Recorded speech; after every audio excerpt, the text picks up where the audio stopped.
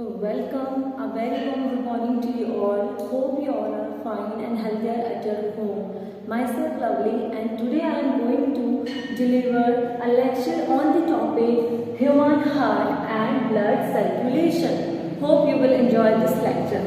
So let's start. Do you know that your human heart beats lakhs times a day and pump blood to different organs of your body?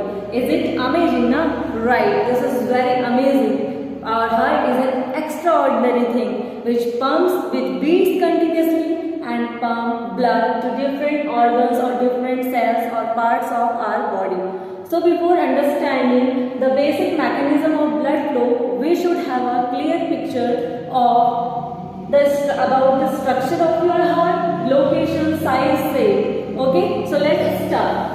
Our heart pumps blood to different parts of our body. That's why heart is known as the pumping organ. Pumping organ. Our heart is known as pumping organ of the body. Where it is situated, where it is present in our body, on the left side of our body, in the chest cavity, in between the lungs, and it is protected by a rib cage. Okay. Next, what is the size of the heart? The size of the heart is just like as your closed fist. Okay, fine. Now, next one is shape of your heart. What is the shape of your heart? You can see clearly in this diagram, it is looking somewhat triangular. Okay, so heart is somewhat triangular and it is tapering at the apex. It is narrower at the apex. It goes on going downwards, it becomes narrower.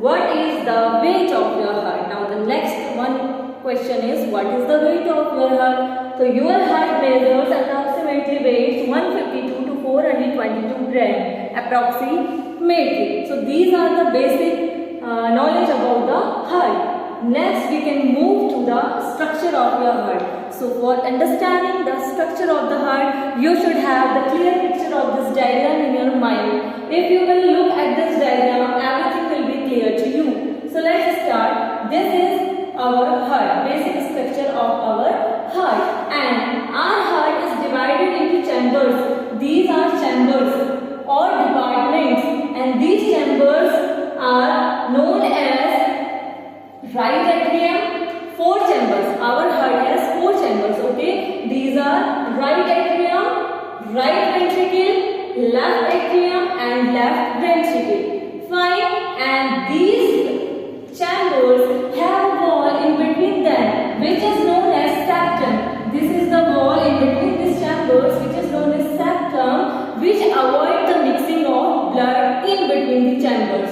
Okay, next, several walls are also present in our heart, such as this one. The wall in between right atrium and left ventricle is known as tricuspid wall, and the one between left atrium and left ventricle is known as bicuspid or mitral wall also.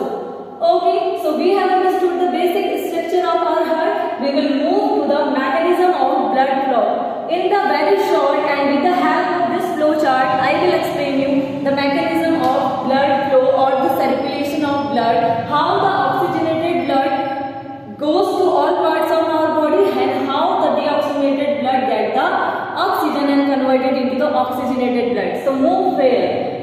The deoxygenated blood. Deoxygenated blood means the blood which contains carbon dioxide. This blood doesn't have oxygen in it. Okay, so the blood from the deoxygenated blood from the upper side and lower side of your body, with the help of superior vena cava and inferior vena cava, move to the right atrium. Okay, so right part of your heart receives the deoxygenated blood. Okay, so from the right atrium, by the contraction of right atrium, it enters into the right ventricle, and with the help of this pulmonary artery, it travels to the lungs to receive the oxygen.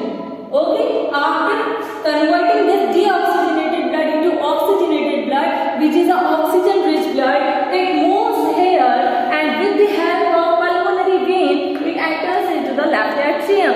Again, similarly, by the contraction, when the left atrium contracts, it moves into the left ventricle, and finally, the left side of your heart has oxygenated blood, and this oxygenated blood blood with the help of this aorta is pumped to all parts of your body.